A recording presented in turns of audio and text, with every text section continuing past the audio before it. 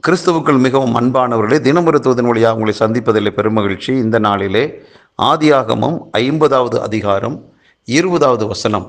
நீங்கள் எனக்கு தீமை செய்ய நினைத்தீர்கள், தேவனோ இப்பொழுது நடந்து வருகிறபடியே வெகு ஜனங்களை உயிரோடே காக்கும்படிக்கு அதை நன்மையாக முடிய பண்ணினார் என்று யோசேப்பு சொல்லுகிற ஒரு நல்ல வார்த்தை. யோசேப்பு தன்னுடைய சொந்த சகோதரர்களால் பல விதங்களிலே துன்புறுத்தப்பட்டான். பல விதங்களிலே மனசுலையும் சரீரத்திலையும் காயங்களை ஏற்றுக்கொண்டான் என்று தான் சொல்லணும். அந்த அளவுக்கு தன்னுடைய சொந்த குடும்பத்தாராலே இகழப்பட்ட, புறக்கணிக்கப்பட்ட, விற்கப்பட்ட, அடிக்கப்பட்ட, தூக்கி வீசப்பட்ட ஒரு பாத்திரம். இப்படிப்பட்ட நிலையில் அவன் வாழ்ந்தபோதும் ஆண்டவருக்குள்ளாக அவனுடைய வாழ்க்கை மிகவும் அருமையாக இருந்தது.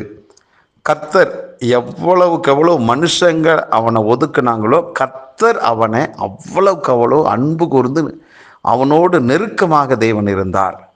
ஆகவே எந்தெந்த விதத்திலெல்லாம் அவனுக்கு எதிரான செயல்பாடுகள் இருந்தாலும் அந்த இடத்துல ஏதாவது ஒரு வழிவாசலை என் ஆண்டவர் உருவாக்கி ஒவ்வொரு தீமைகளிலுமே அவர் நன்மையாகவே மாற பண்ணினார். காரணம் என்னன்னா, அவனை கொண்டு லட்சோப லட்ச மக்களுக்கு ஒரு ஆசீர்வாதத்தை கொடுக்க வேண்டும் என்று சொல்லி முன்குறிக்கப்பட்ட ஒரு பாத்திரம்தான் யோசேப்பு.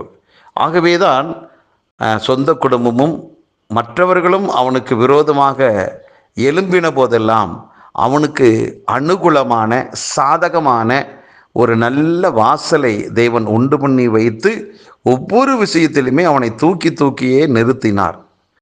இன்றைக்கும் இந்த வாரத்தின் முதல் நாளில் கர்த்தர் நம்மோடு பேசுகிற வார்த்தை என்னன்னா, அருமையானவர்களே, இன்றைக்கு ஆண்டவரை ஆராதனை செய்யக்கூடியதான ஒரு நல்ல நாள். எந்த ஆண்டவரை நான் ஆராதிக்க போகிறேன் அப்படின்னா, தீமையையும் நன்மையாக மாற பண்ணுகிற அந்த தெய்வத்தை நான் ஆராதிக்க போகிறேன். ஆகவே யோசேப்பினுடைய வாழ்க்கையில் இருந்த அந்த தீமை நன்மையாக அவர் மாற பண்ணினாரே, ஆயிரக்கணக்கான லட்சக்கணக்கான மக்களுக்கு ஆசீர்வாதமான ஒரு பாத்திரமாக உருவாக்கினாரே, அதே போலதான் பிரியமானவர்களே, இன்றைக்கு ஆராதனைக்கு போகிற ஒவ்வொருவரும் தேவனால தெரிந்து கொள்ளப்பட்ட பிள்ளைகள். ஆம், நீங்கள் பலவிதமான பாடுகளை அனுபவிக்கலாம், கைவிடப்பட்ட சூழ்நிலைகளோடு இருக்கலாம், பலவிதமான வாழ்க்கையில் கேள்விகளோடு இருக்கலாம், கேள்விக்குறியோடு தான் நீங்கள் இருக்கிறீங்க. இப்படி பல விதங்களில் சத்துரு உங்களுக்கு தீமைகளை கொடுத்து கொடுத்து உங்கள் மனசு ரொம்பவும் காயப்படுத்தி இருப்பான். ஆனாலும் மனம் தளராமல் இன்றைக்கு நான் ஆராதனை செய்ய போகிறேன். எப்படிப்பட்டவரை?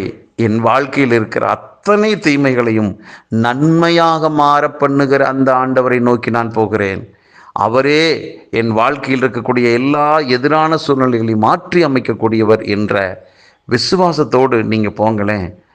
ஆண்டவர் இயேசு தண்ணீரை திராட்சரசமாக மாற்றினாராம்.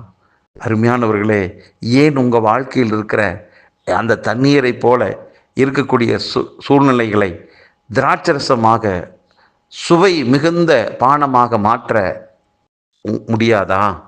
இன்னைக்கு எந்தெந்த விதத்திலாம் துக்கத்தோடு இருக்கிறீங்களா, அது எல்லாமே மாற்றி சந்தோஷமான ஒரு நிலைக்கு கொண்டு வரக்கூடியவரை நம்பி ஆராதனை செய்ய வாங்கலேன். உங்கள் வாழ்க்கை நிச்சயமாக மாறும். அன்றைக்கு தண்ணீர் நல்ல சுவைமிக்க திராட்சரசமாக மாறினதுக்கு காரணம், அவர் என்ன சொல்கிறாரோ அதன்படி செய்யுங்கள் என்று மரியாள் சொன்னாள்.